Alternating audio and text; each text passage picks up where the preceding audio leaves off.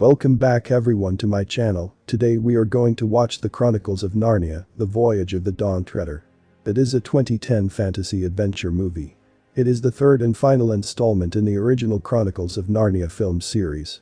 If you haven't watched the first two parts of movie, I will give link of that movies in description, and if you are new to the channel, then press the subscribe button for more videos like this. So without wasting any further time, let's get into it. 3 years have gone by, Lucy and Edmund are living at their aunt's in England. And thus they have to deal with their cousin Eustace every day. Whereas Susan and Peter are in America with their parents. Susan shares her adventures in a letter with Lucy and Edmund. Also, she says that they may spend a little more time in Cambridge. Lucy and Edmund feel sad and they're looking at C's painting, discussing Eustace. Eustace and Edmund then start fighting each other. Water comes out of the painting during their fight and takes them into Narnia's sea. They have Caspian's ship, drawn Treader, in front of them. They take everyone to the ship and Eustace faints at the sight of the creature. Whereas Caspian takes Lucy and Edmund to his office. He hands them their tools back and says that Narnia is a peaceful place now. He says that he's off to find 7 lords after conquering the states. Who were loyal to his dad and got banished by Miraz. They had gone to Lone Island where their ship is now off to. They found the lone island. Caspian leaves the ship and takes Edmund, Lucy and Eustace on a boat to the island. Which is completely abandoned and they get caught by slave traders in a hall. They've put Edmund and Caspian in the dungeons and taken Lucy and Eustace to market to trade them. In dungeons they meet Lord Biron, who was Caspian's dad's lord. Then they hear a noise from outside. They're looking at the island situation. They see the traders have taken some of the people to the sea instead of selling them. Where green mist has disappeared the whole boat. Lord Biron says that some people are used to get scarified for green mist. And they're taken out of the cell. Caspian's crew has come to rescue Lucy and Eustace, who are being sold in the market. Caspian and Edmund fight along with them. They kill all the sellers and the island gets freed. The villager reaches for them when they're heading back. Whose wife was sacrificed to the mist. And he joins Caspian to find a way to get her back. Lord Biron gives his sword to Caspian and says that Aslan had given these sword to all 7 lords. And Caspian gives that to Edmund. They're then set on their journey on the ship where Riepich fights Eustace. During that, Rince's daughter Gale is found from the basket. And ship's captain Dirian welcomes her. Ship reaches the shore and Caspian suggests spending the night there at the island. And when everyone's asleep, Lucy gets kidnapped by invisible Defleopids. Because they had seen a book near her, they threaten her of killing her friends if she didn't listen. They want her to open the door to magician Karakin's mansion. And read the spell from Incarnation book that will make the unseen seen. Lucy opens the book and finds so many spells in it, it also has a spell.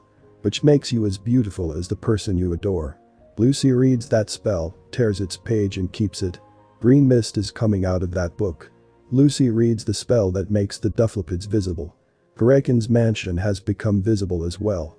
Karakin, along with Lucy, comes in front of Edmund, Eustace, Caspian and Caspian's crew. He says that he had made them invisible for their own protection. But they run away from there without listening.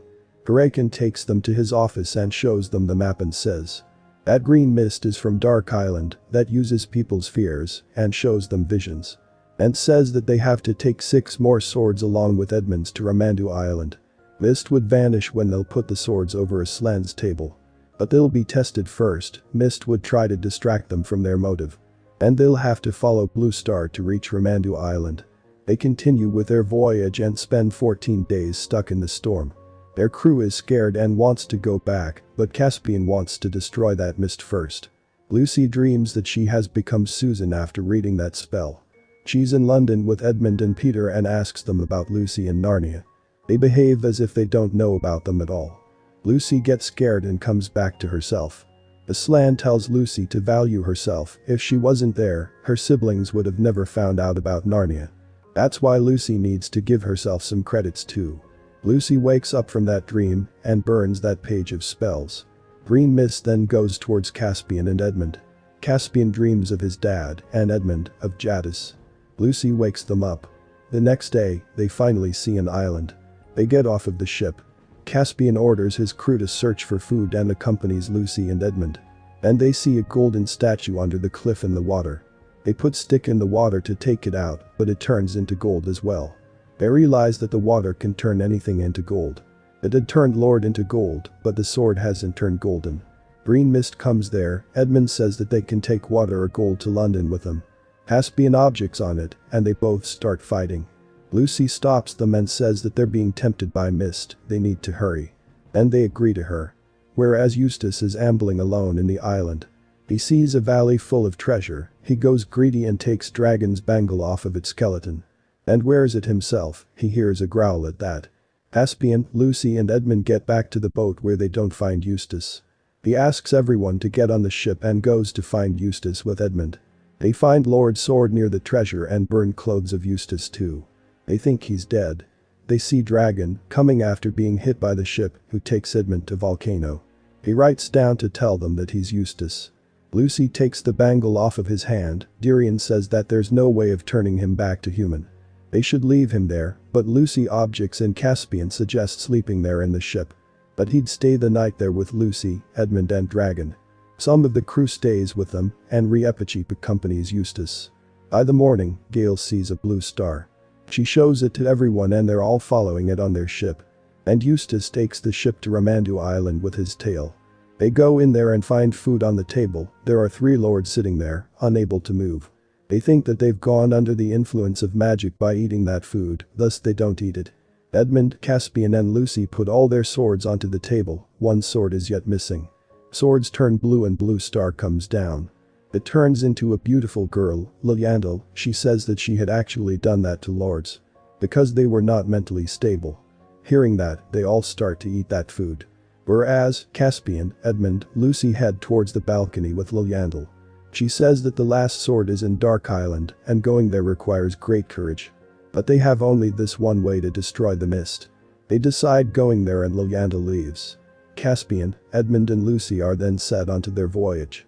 Caspian encourages them with his words, and they pass through the mist and reach Dark Island. Mist again uses their fear. Edmund sees Jadis, but Lucy gets him out of the trance. They head ahead and someone tries to stop them from going there. They look at him and it's Last Lord. They take him on their ship. Caspian agrees to him and orders to turn their ship back. Lord warned them not to think of their fears or else mist will change them into reality. Edmund thinks of a sea serpent and the serpent comes there. Eustace fights him while Lord hits him with his sword, thinking he's his fear.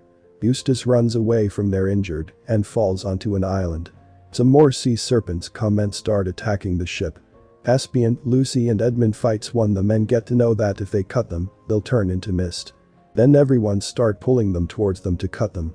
Eustace meets a slan that makes him a human and takes him to Ramandu.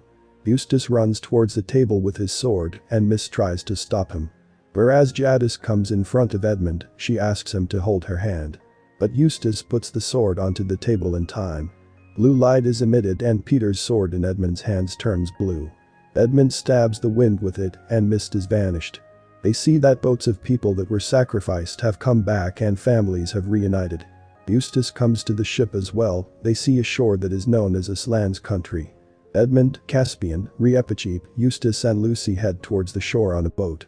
They meet Aslan who tells them that his country is at the back of massive waves. It's possible to get there, but going back is not possible. Caspian leaves his wish of meeting his dad in Aslan's country and decides to continue to rule. Whereas Reepicheep says his goodbye to everyone and goes into his country. Aslan tells Lucy and Edmund that they can't again come there, but Eustace can. He opens the passage for them. They meet everyone and enter into their room. Where Eustace's mom is calling him. And movie ends with that. So tell me your opinions about this movie in comments section and don't forget to subscribe my channel for more videos like this. Goodbye.